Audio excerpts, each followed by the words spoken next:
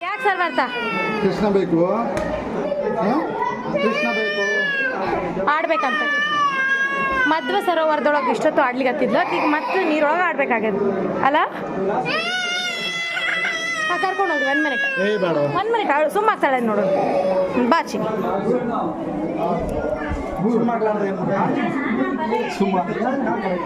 ಸುಮ್ಮಾದ್ಲೆ ಇಳಿಯುವಾಗ ಸಾವಕಾಶ ತೆಗಿರ್ತೀರಿ ಜರ್ಲಿಗತ್ತದ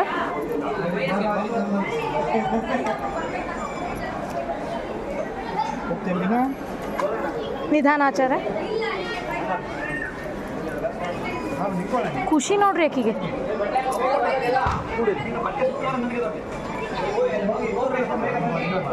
ಬಿದ್ಗಿತಾಳ್ರಿ ರೀ ರೀ ರೀ